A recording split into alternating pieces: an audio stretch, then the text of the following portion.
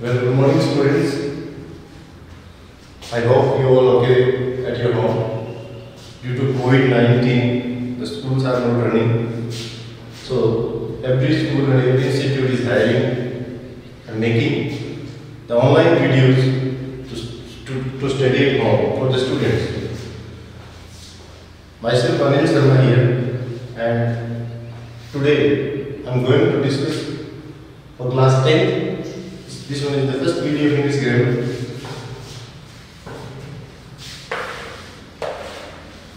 So, class 10 English grammar, first video, passive voice. You know that there are two voices in English grammar, that is called active voice and passive voice. This one is the part first. We are going to discuss different parts of this chapter. So this one is the first part of English grammar chapter, passive voice. You know that before starting, I am going to tell you two things. The first one is, look at these two sentences. Ram killed a bird. Ram killed a bird. The next one is, the birds are flying. Passive voice सीखने के लिए आपको दो तीन चीजों का common knowledge होना जरूरी है, जो मैं आपको बता रहा हूँ। ये दोनों सेंटेंस है, these are two sentences, दोनों ही अकॉर्डिंग टू ग्रामर करेक्ट है। Look at, but there is a huge difference between them. What is it?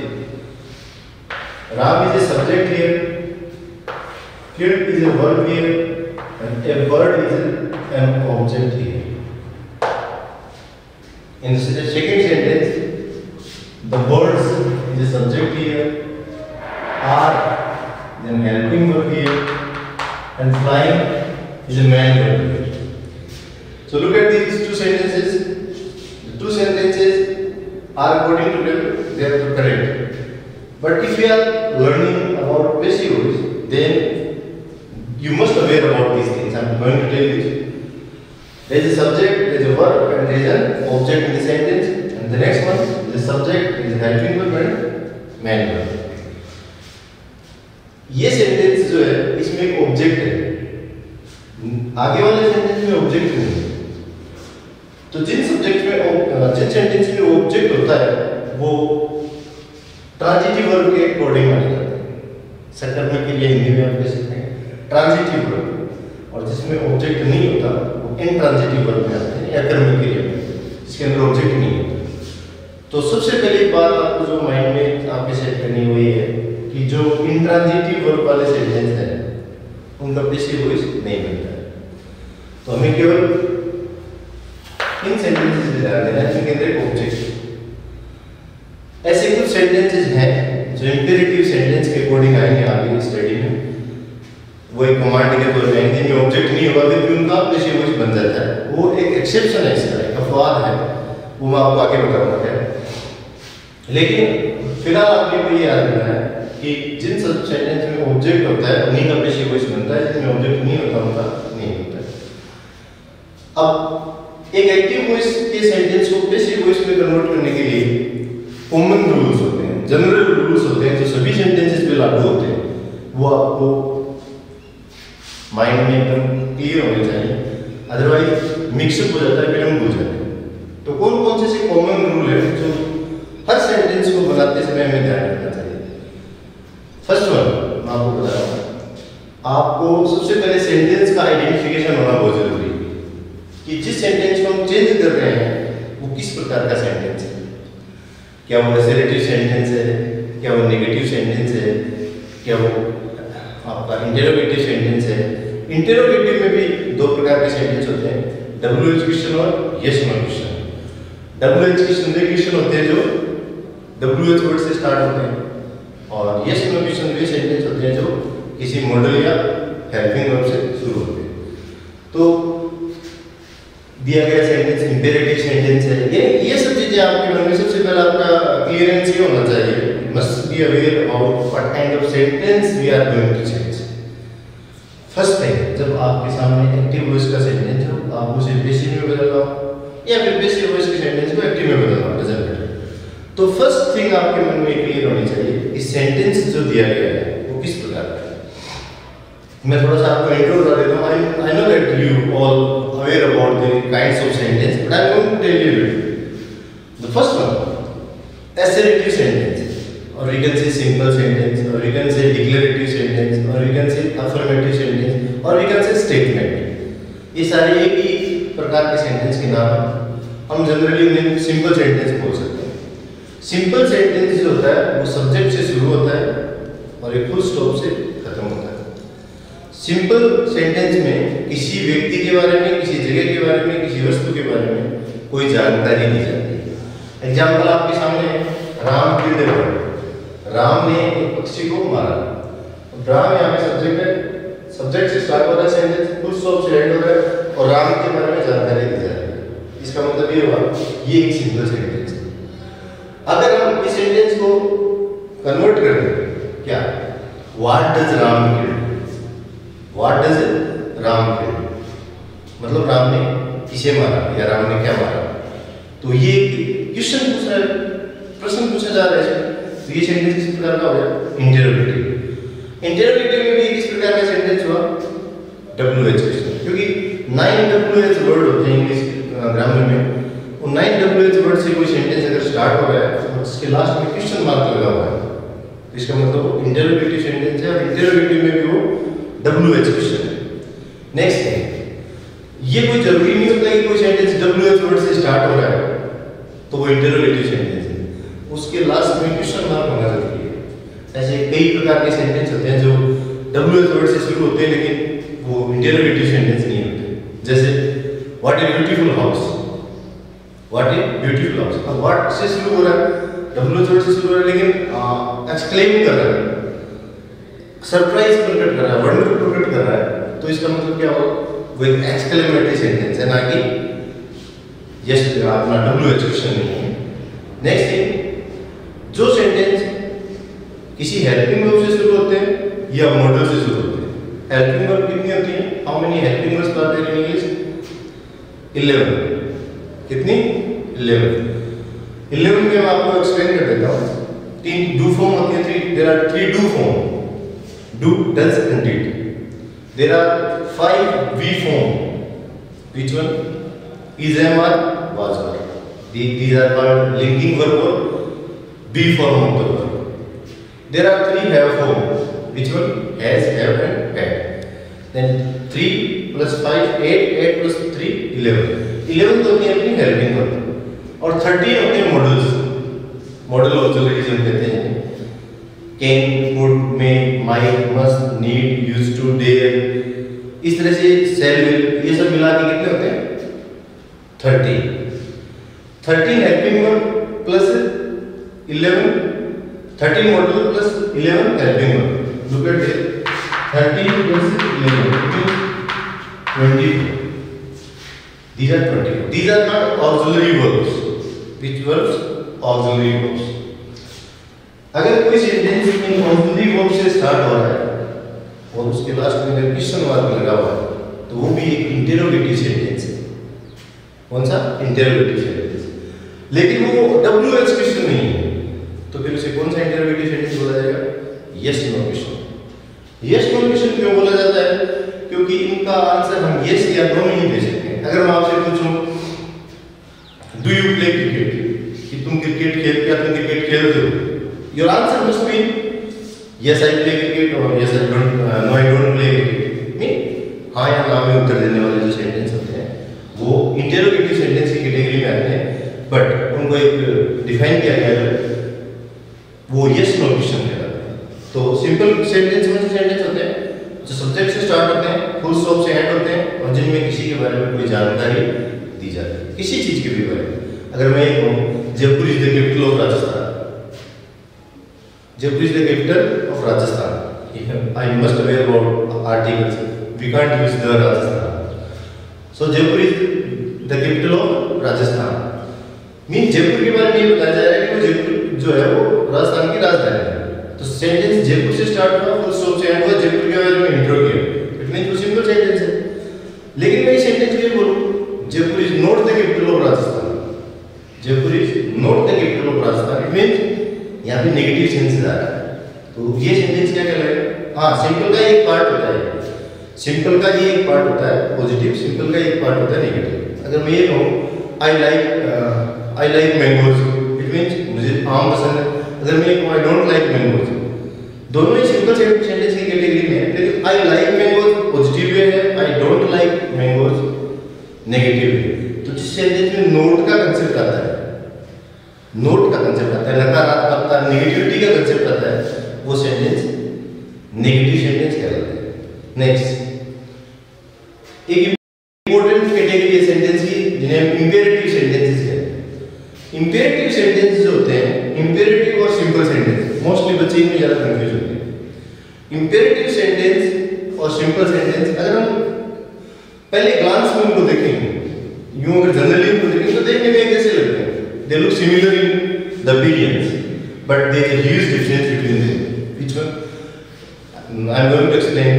अगर मैं कहूं गो एंड प्ले आउटसाइड, जाओ और बाहर खेलो, फुल स्टॉप से एंड हो गए। लेकिन देखो सिंपल सेंटेंस सब्जेक्ट से शुरू होता है, लेकिन इंपेरेटिव सेंटेंस या तो वर्ब की फर्स्ट फॉर्म से शुरू होता है या फिर एक इस तरह के सेंस से शुरू होता है। कई बार सब्जेक्ट से भी शुरू हो जाता है, लेकिन उसमें सेंस जो होता है, भाव जो होता है, वो या तो कोई ऑर्डर का होता है या कमांड का होता है या रिक्वेस्ट का होता है या सजेशन का होता है। तो वो सेंटेंस इंपेरेटिव सेंटेंस कहलाता है। कौन से सेंटेंस? मैं अगर गो एंड प्ले आउटसाइड, जाओ बाहर जाके खेलो, अगर मैं कहूँ bring a glass of water please, तो ये रिक्वेस्ट होगी, पानी का गिलास लेके आओ प्लीज, ये रिक्वेस्ट होगी। You should go to a doctor, तुम्हें डॉक्टर के पास जाना चाहिए, एक सजेशन हो गया। तो ऐसे सेंटेंस जिनमें हम कोई कमांड करते हैं, किसी को ऑर्डर देते हैं, रिक्वेस्ट करते हैं, सजेशन देते हैं, वे सेंटेंस इंपेरेटिव सेंटेंस कहलाते हैं। क्योंकि इतने ही प्रकार के सेंटेंस इसमें कन्वर्ट होते हैं एक्टिव से पैसिव में। तो मैंने आपको रिपीट किए एक बार फिर, सिंपल सेंटेंस, इंटरोगेटिव सेंटेंस और आपका imperative sentence.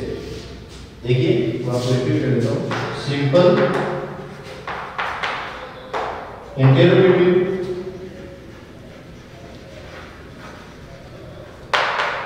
And imperative.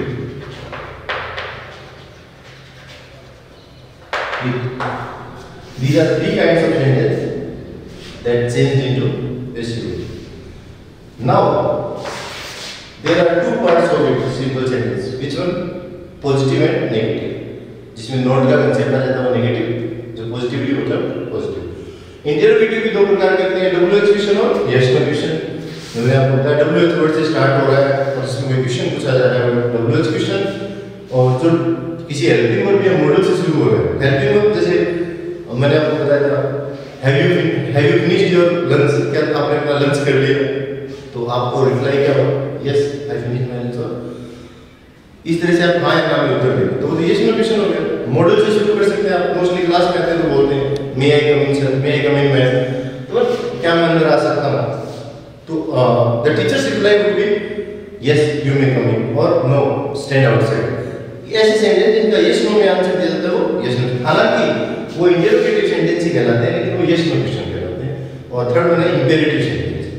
Imperative sentence आपको पता है ऑर्डर, रिक्वेस्ट, कमांड, सजेशन, इस तरह के जो भाव वाले सेंटेंस होते हैं वो इंपेरेटिव सेंटेंस कहलाते हैं। हालांकि एक दो बार अगर हम इनको डीप देख लेते हैं थोड़ा सा, तो फिर पता लग जाता है कि इंपेरेटिव है या सिंपल, ये थोड़ा सा अपीयरेंस में सिमिलर लगते हैं, बाकी सबका आइडेंटिफिकेशन होता है अलग से। अगर हम एक्सक्लेमेटरी सेंटेंस की बात करें तो उसमें एक्सक्लेमेटरी मार्क होता है या कोई इंटरजेक्शन होता है। अगर हम इंटरोगेटिव की बात करें तो उसमें क्वेश्चन मार्क होता है। अगर हम ऑप्टेटिव सेंटेंस की बात करें तो उसमें भी एक्सक्लेमेटरी मार्क होता है, में से शुरू होता है। तो मतलब सबका आइडेंटिफिकेशन है, एक ऐसा छोटा सा हिंट है जिससे पता लग जाता है। बट सिंपल सेंटेंस और इंपेरेटिव सेंटेंस देखने में बहुत लोग सिमिलर है। तो इनमें अगर हम थोड़ा आइडेंटिफाई करें तो किस तरह होगा, ये सब्जेक्ट से शुरू होते हैं, फुल स्टॉप से एंड होते हैं और सब्जेक्ट के बारे में कोई जानकारी दी जाती है। लेकिन ये मोस्टली या तो वर्ब की फर्स्ट फॉर्म से शुरू होते हैं या सब्जेक्ट से भी शुरू हो सकते हैं। जैसे you should wake up early in the morning, आपको सुबह जल्दी उठना चाहिए, this is a suggestion.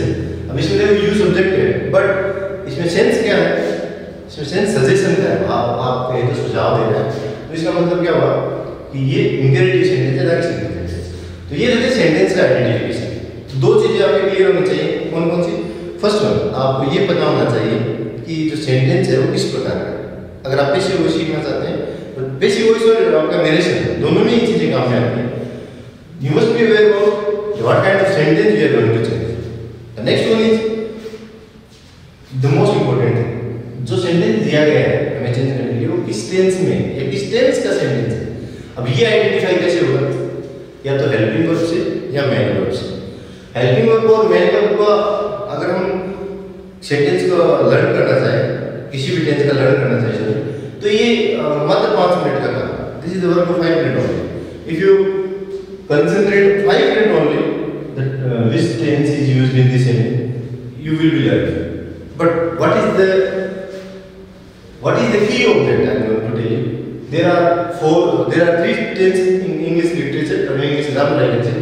There are 3 tenses: present, past, and future.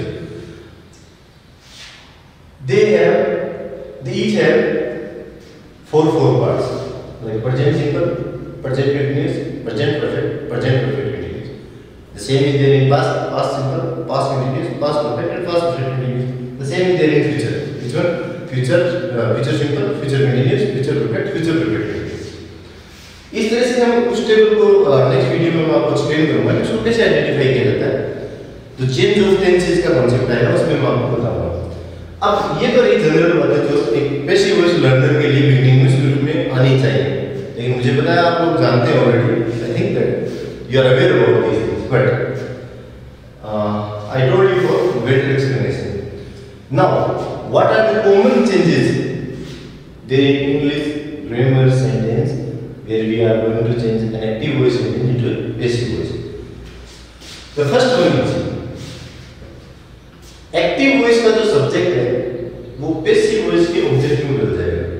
अब एक्टिव वॉइस का सब्जेक्ट है हमारे पास राम. अगर पैसिव वॉइस पर इसमें इस वाक्य को चेंज करेंगे तो राम जो है वो ऑब्जेक्ट के तौर पर काम करेगा उस सेंटेंस में. जैसे मैं सेंटेंस को कन्वर्ट कर देता हूं एक बार आपकी सुविधा के लिए.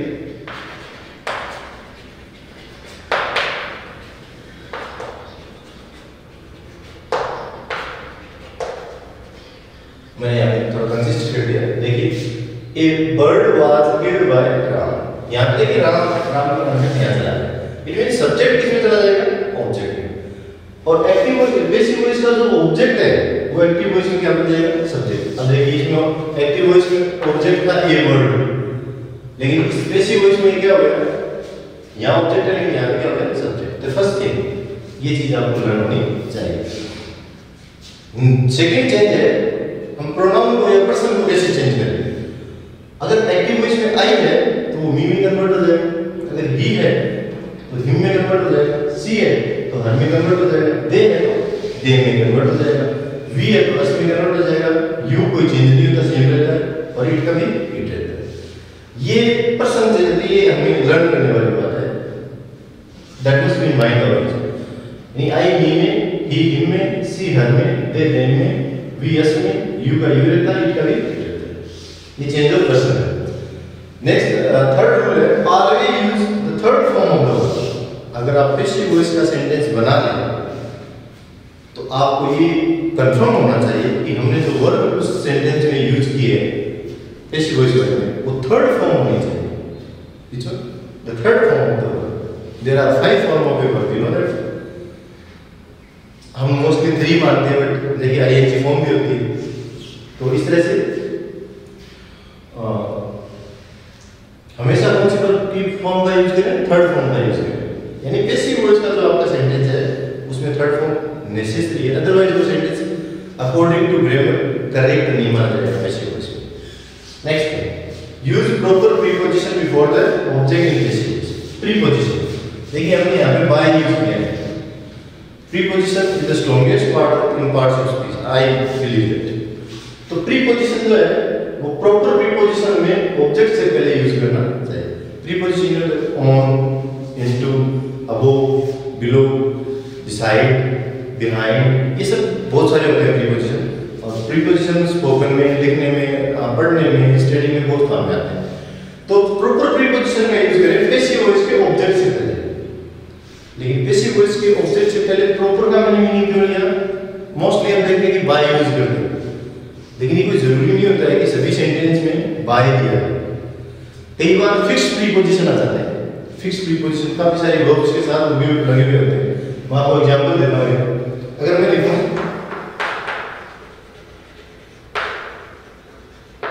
आई नो हिम, ये एक सेंटेंस है, देखिए आप। आई सब्जेक्ट है, नो वर्ब और हिम ऑब्जेक्ट। तो हिम का किस में कन्वर्ट हो जाएगा? ही में। ऑब्जेक्ट का सब्जेक्ट बना दिया। प्रेजेंट सिंपल टेंस है, प्रेजेंट कंटीन्यूअस में चेंज हो जाएगा। वर्ब की थर्ड फॉर्म, नो की थर्ड फॉर्म नॉन होती है, और यहाँ पे टू मी, आई का क्या हो जाएगा? बट यहाँ देखिए प्रीपोजिशन हमने यूज किया टू। क्यों? क्योंकि नो जो वर्ब है उसके साथ टू है, ये फिक्स प्रीपोजिशन है। तो इस कंडीशन में आपको हमेशा ध्यान रखना है प्रॉपर प्रीपोजिशन का यूज करना है। हालांकि 80% केसेज में बाय का यूज होता है, बट कई बार एक्सेप्शनल सेंटेंस भी आ जाते हैं। ऐसे सेंटेंस बच्चे को जज करने के लिए कि उसको कंप्लीट नॉलेज है, फिर नॉर्मली नैरो जो हम मोस्टली सीखते हैं उतना ही नॉलेज है। तो ये फिक्स प्रीपोजिशन में आपको उनकी पूरी लिस्ट दिखा दूंगा, पूरा आपको बोर्ड पे बता दूंगा कौन कौन सी वर्ब के साथ कौन सा प्रीपोजिशन होता है। वो आपको कंटेस्ट कर लेने, वो आपको लिख भी लेने अपनी फैमिली में। तो एक तो ये अगला रूल मैंने आपको बताया था, फोर्थ रूल, कि प्रॉपर प्रीपोजिशन का यूज करें कहां पे? पैसिव वॉइस के ऑब्जेक्ट से। फिफ्थ रूल है चेंज ऑफ टेंसेस। टेंस कैसे बदले? अब देखिए स्टूडेंट्स, टेंस में कुछ नहीं है बदलने के लिए। टेंस में हमने ऑलरेडी डिस्कस कर लिया कि वर्ब की तो थर्ड फॉर्म है। टेंस में होता क्या है? हेल्पिंग वर्ब और मेन वर्ब, बस दो ही कंसेप्ट होते हैं टेंस में, हेल्पिंग वर्ब और मेन वर्ब। तो मेन वर्ब के बारे में तो उसने बता दिया, क्या हमेशा थर्ड फॉर्म यूज करें। कौन सी फॉर्म यूज करें? Third form. तो फिर बच गया क्या? Helping verb. तो टेंस का कंसेप्ट इतना ही सीखना है कि हेल्पिंग वर्ब कैसे चले। तो ये हम इसमें हमने लिखा है in the following video we are going to discuss about this thing. So अभी मैंने आपको जो कॉमन चीजें बताई पैसिव वॉइस के बारे में, I hope that you learn it, and in the next video we are going to discuss about the how to change tenses.